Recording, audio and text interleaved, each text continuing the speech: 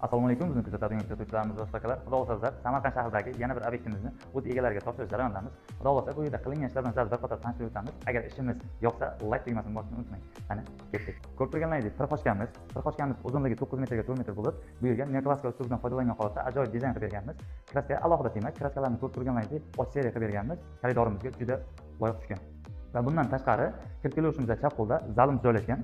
Zalimizni ham xuddi shunday dizayner asosida qilib berganmiz. Rasmlar bor. Rasmlarni video davomida qo'yib ketamiz. Dizayn bilan birga bir chiqqan. Ko'rib o'zingiz ishimizga baho beringiz. Va bundan tashqari, patolog qismlariga galogenlar, podsetkalarni qo'yib berganmiz. Podsetkaga kelib to'xtaladigan bo'lsak, podsetkamiz limon qo'yib berganmiz atayin ko'zni chatlatmasligi uchun. Galogenlarga keladigan bo'lsak, atayin qora svetidan qo'yib berganmiz. Xonani yanada ochish uchun. Ko'chatlar va rezitkalar ham shu rangda bo'ladi. Bu ham o'zgacha dizayn beradi.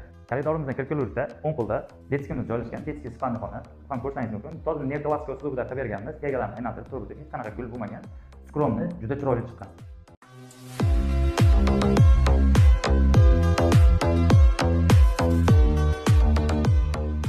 Bu esa ko'rib turganlaringizdek, kuxnyamiz. Bu yerda partik bo'ladi. Atena partikning joyini qoldirib ketganmiz.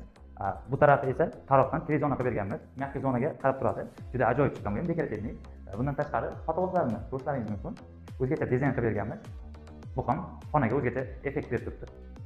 Agar sizga ham shu turdagi sifatli Euroremont xizmatlarimiz kerak bo'ladigan bo'lsa, pastdagi nomerlarga murojaat qiling.